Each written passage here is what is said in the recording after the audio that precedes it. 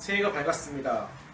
새해에도 여전히 새벽 예배에 참석하신 여러분들 진심으로 환영하고 축복합니다. 작년 말쯤에 우리 정세휘 전도사님께서 작년 말쯤에는 어린이 교회, 자신이 맡고 계신 어린이 부서 교회 친구들을 신방하셨어요. 찾아가셔가지고 함께 음식도 드시고 그리고 믿지 않는 친구들을 만나서 전도도 하시고 그렇게 신방을 하셨습니다. 친구들을 만나시면서 빼먹지 않고 하신 것이 한 가지 있습니다. 바로 그 친구들과 함께 영화를 보는 거였어요. 그쯤에 저는 주일날 한 가지 일이 더 생겼습니다. 주일날 오면 아이들이 저에게 달려와서 귓속말로 저에게 자랑을 하는 거예요. 전도사님, 저 어제 정세기 전도사님이랑 영화 봤어요.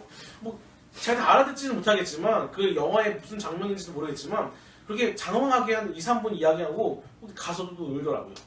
그러니까 아이들이 매주마다 돌아가면서 번갈아 가면서 저에게 와서 자랑을 하더라고요. 아마 아이들에게는 그렇게 전도사님과 함께 시간을 보내고 영화를 보는 것이 참 좋았나 봐요. 여러분들도 이처럼 최근에 자랑을 하면서 살아본 적이 있으십니까? 무엇인가를 자랑해보고 누군가를 자랑해본 적이 있으십니까? 전 요즘 종종 자랑하면서 삽니다. 생각만 해도 좋은데요. 저는 제 아들을 자랑하면서 살아요. 주중에 우리 교회 청년들이 교회에 공부하려고 혹은 쉬려고 방문합니다. 그럼 저는 그 청년들이 가가지고 사진 속에 있는 제 아들을 보여줘요. 얘가 제 아들이에요. 얘가 제 아들이고 몇 개월 됐고 어떻게 살아요. 주일날 못 나오는 청년들도 제 아들은 얼굴은 아마 알 거예요. 제가 하도 많이 자랑을 했어요. 그래서 같이 일하는 전도사님이나 같이 일하는 집사님은 제발 청년들 좀 쉬게 해라. 청년들 귀찮게 하지 말고 와서 책도 읽고 쉬는데 귀찮게 하지 말고 아들을 혼자 보고 자랑 좀 그만하라고 저를 말리더라고요. 저는 그리고 주일날 사역이 끝나면 제 아들을 딱 앞에 앉고 한 사람 한 사람에게 가서 인사를 합니다. 인사가 목적이 아니죠. 갈 때 제 아들을 한 번 더 보여주고 싶어요. 내 아들이 이 아들입니다. 내가 이 아들의 아버지입니다. 라고 자랑하면서 이렇게 하루를 사역을 마감하고 집에 가죠. 아내도 성합니다. 빨리 좀 가자고. 그런데도 저는 자랑하는 게 너무 좋아서 아들을 안고 매일 주일마다 끝날 때 인사를 하고 가요. 여러분들 이렇게 자랑해 본 적 있으십니까? 사람들은 종종 자랑하면서 살아요. 그런데 사람들은 어떤 걸 자랑할까요? 다른 사람은 없지만 나에게 갖고 있는 것, 내가 소유하고 있는 것을 자랑하면서 할까요? 네, 그런 것도 자랑하는 것 같아요. 하지만 그런 자랑은 많이 없는 것 같습니다. 상대방이 있든 없든 내가 있든 없든 소유와는 상관없이 자랑을 하면서 사는 것 같아요. 만약에 제가 제 아들을 자랑하는데 소유함 때문에 자랑한다면 저는 목사님 앞에서 아들을 자랑할 수가 없겠죠. 왜냐하면 목사님도 아들이 있으시고 저도 있으니까요. 더 나아가 목사님 아들이 2명이고 저는 1명이니까요. 소유 때문에 자랑한다면 저는 목사님 앞에서 아들을 자랑할 수가 없어요. 그러면 사람들은 과연 무엇을 자랑하면서 할까요? 아마도 내가 사랑하는 것, 내가 좋아하는 것을 자랑하는 것 같아요. 앞서 우리 어린이 교회 이야기를 했습니다. 지난 2017년 동안 과연 우리 친구들이 영화를 단 한 편만 봤을까요? 그래서 전도사님과 함께 보는 영화가 그 해에 봤던 유일한 영화일까요? 아니겠죠. 어린이집에서도 영화를 봤을 거고 부모님과 함께 집에서도 영화를 봤을 거고 교회에서도 영화를 틀어준 적이 있어요. 그런데 그런 영화는 친구들이 저한테 단 한 번도 자랑하지 않았어요. 전도사님과 함께 봤던 영화를 자랑했죠. 아마도 내가 좋아하는 전도사님이 나를 만나러 오시고 그 전도사님과 함께 시간을 보내고 그 전도사님과 함께 놀았던 것들이 기억에 남아서 저에게 자랑하는 것 같아요. 이렇듯 사람들은 내가 사랑하고 내가 소중하게 생각하는 것들을 자랑하며 삽니다. 앞서 제가 이렇게 질문을 했죠. 여러분들은 최근에 자랑하는 것들이 있습니까? 이 질문을 바꿔 이야기하자면 이렇게 말할 수 있을 것 같아요. 여러분들은 최근에 무엇을 가장 사랑하며 지내십니까? 여러분들은 최근에 무엇을 가장 소중히 생각하며 생활하십니까? 여러분들은 어떤 것을 사랑하시며 어떤 것을 소중히 생각하시며 그것을 자랑하며 지내시나요? 그리고 우리는 무엇을 자랑하며 지내야 할까요? 이 질문에 사도 바울은 명확하게 대답합니다. 먼저 자랑하지 말아야 할 것을 언급해요. 29절에 보니까 이렇게 고백합니다. 이는 아무 육체도 하나님 앞에서 자랑하지 못하게 하려 하심이라. 사도 바울은 육신이 소유하고 있는 지식, 지혜, 명예와 물질 이런 모든 소유들이 자랑할 수 없는 것이라고 이야기해요. 더 나아가서 26절과 27절의 문맥을 살펴보면 우리가 하나님의 부르심을 받았고 우리가 하나님의 택하심을 받았는데 이것조차도 우리는 자랑할 수 없다는 거예요.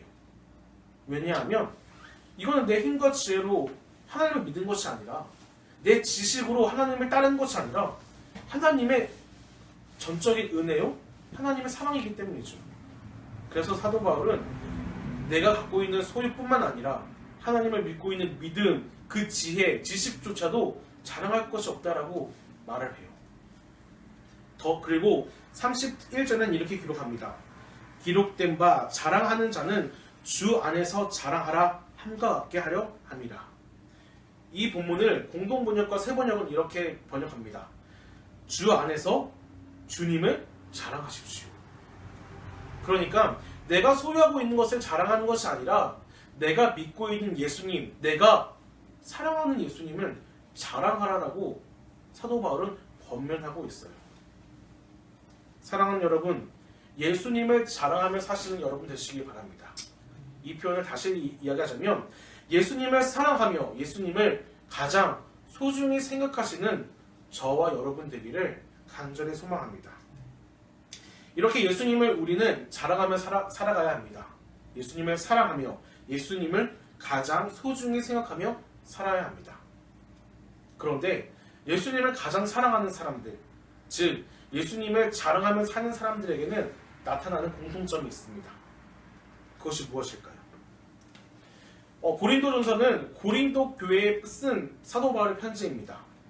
그런데 재미있는 것은 사도 바울이 어떤 교회에 편지를 쓸 때 이렇게 써요. 만약에 에베소 교회라고 한다면 에베소에 있는 교회들에게 편지하노니, 갈라디아서라고 한다면 갈라디아 교회에 있는 성도들, 그리스도인들에게 편지하노니 라고 하면서 지역을 이야기하고 성도 혹은 그리스도인 혹은 교회라고 말을 해요.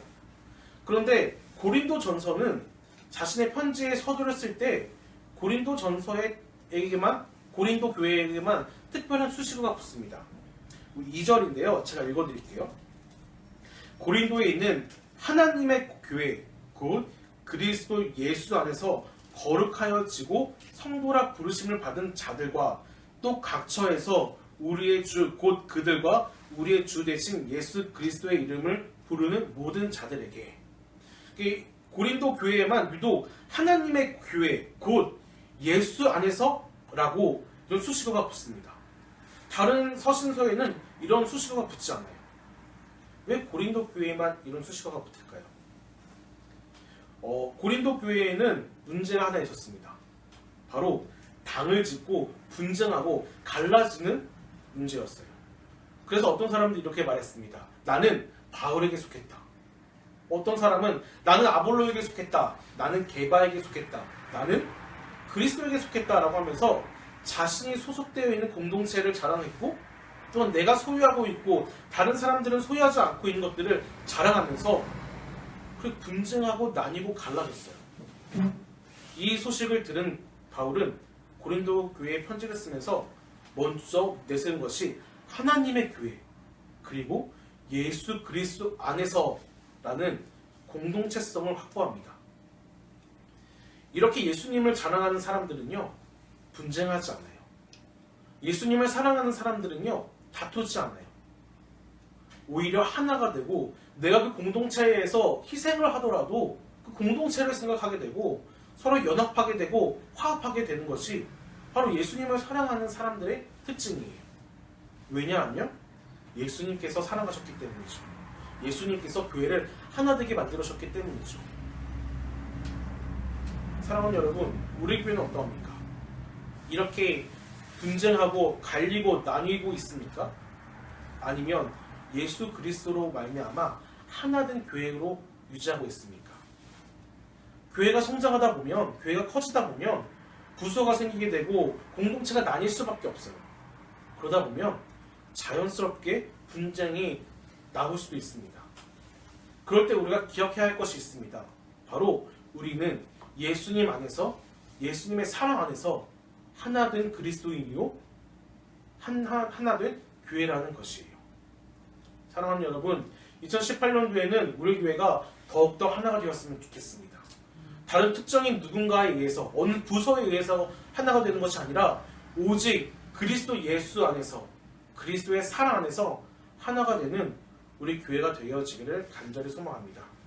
그로 말미암아 나를 자랑하고 내 소유를 자랑하는 것이 아니라 예수님을 자랑하고 예수님을 사랑하고 예수님을 가장 소중히 생각하는 저와 여러분 되기를 간절히 소망합니다. 함께 기도했으면 좋겠습니다.